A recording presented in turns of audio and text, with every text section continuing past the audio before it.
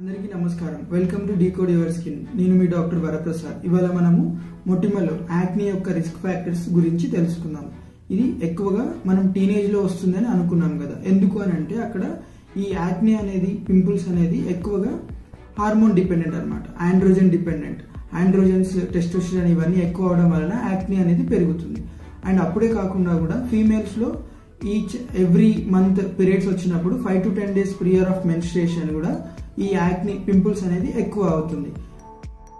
దీన్ని మనం pre menstrual flare up అని అంటాం. ఎందుకనంటే అక్కడ ఈ బిఫోర్ ఆఫ్ మెన్స్ట్రుయేషన్ హార్మోన్స్ అనేది రేజ్ అవుతుంది. దాంతో పాటుగా ఇది ఒకటే కాకుండా డాండ్రఫ్ వలన కూడా యాక్ని అగ్రివేట్ అవుతుంది.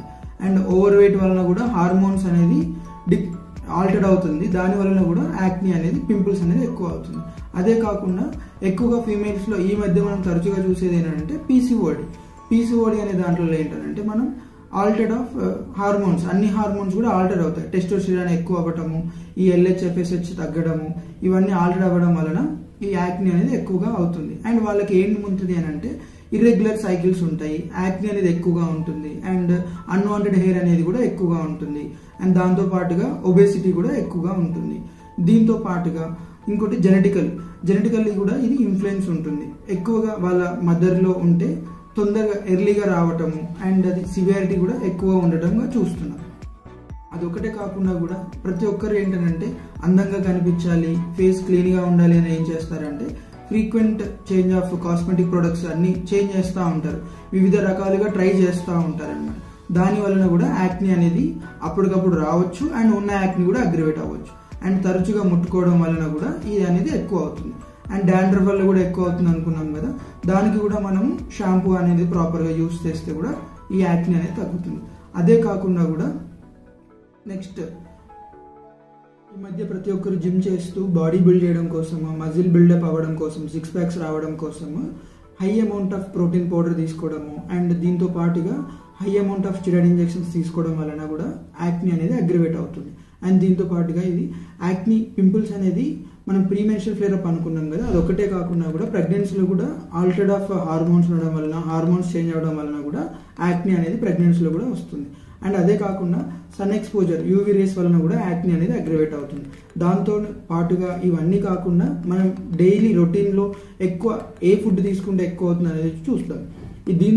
వీటిలలో ఎక్కువగా మనం ఇప్పుడు ఆయిల్ ఫుడ్స్ తీసుకోవడము, అండ్ దీంతో పాటుగా మిల్క్ ప్రొడక్ట్స్, డైరీ ప్రొడక్ట్స్, దాంట్లో కాఫీ కానీ టీ కానీ ఇవి డైలీ తీసుకుంటాం కదా, ఇవి కూడా యాక్ని అనేది అగ్రివేట్ చేస్తుంది.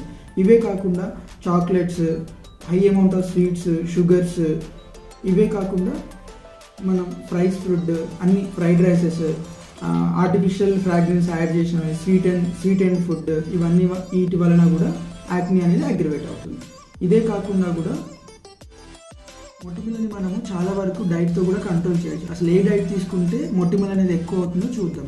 మొదటిగా మనం డైలీ రొటీన్లో తీసుకునేవి ఎక్కువ ఉండేటివి ఏంటంటే మిల్క్ ప్రొడక్ట్స్. ఈ మిల్క్ ప్రొడక్ట్స్లలో coffee, tea, chocolates, paneer, cheese, curd ఇవన్నీ తీసుకోవడం వలన కూడా యాక్ని అనేది అగ్రివేట్ అవుతుంది. ఈ మధ్య ప్రతి ఒక్కరు ఎక్కువగా స్వీట్స్ తినడము, అండ్ దీంతో పాటుగా ఆయిలీ ఫుడ్స్ ఎక్కువగా మనం ఏంటంటే చిప్స్ తినడము, అండ్ ఫ్రైడ్ రైస్ తినడము, ఇవన్నీ చేయడం వలన కూడా యాక్ని అనేది అగ్రివేట్ అవుతుంది. దీంతో పాటుగా స్మోకింగ్ అనేది ప్రతి ఒక్క డిసీజ్ని ఎలా అయితే అగ్రివేట్ చేస్తుందో మన యొక్క పింపుల్స్ని కూడా అగ్రివేట్ చేస్తుంది. అండ్ ఇవన్నీ ఉండడం వలన ఆ యొక్క టీనేజ్ ఏజ్ గ్రూప్లో ఏమవుతుందంటే వాళ్ళ యొక్క ప్రొడక్టివిటీ తగ్గిపోవడము, అండ్ సైకలాజికల్గా ఇన్సెక్యూర్ ఫీల్ అవ్వటము, అండ్ వాళ్ళు ఎవరితో కలవకపోవడము, వాళ్ళ యొక్క రొటీన్ డిస్టర్బ్ అవ్వడము, సైకలాజికల్గా అప్సెట్ అవ్వడము, ఇదంతా జరుగుతుంది. కానీ వాళ్ళకి తెలియాల్సింది ఏంటంటే ప్రతి ఒక్క దానికి యాక్ని వచ్చినప్పటి నుండి యాక్ని తర్వాత వచ్చే కాంప్లికేషన్స్ వరకు కూడా ప్రతి ఒక్క దానికి different types of modalities treatment available ఉన్నాయి. మొటిమలకి ఉన్నాయి, అండ్ దాంతోపాటుగా వాటి తర్వాత వచ్చిన యొక్క స్కార్స్కి వాటికి కూడా ట్రీట్మెంట్ ఉంది. అందుకని మీరు ఎటువంటి సైకలాజికల్ అప్సెట్ అవ్వకూడదు అండ్ ఇన్సెక్యూర్గా ఫీల్ అవ్వకుండా ఉండడం మంచిది. అవన్నీ కూడా మనం నెక్స్ట్ వీడియోలో చూద్దాం. ధన్యవాదాలు.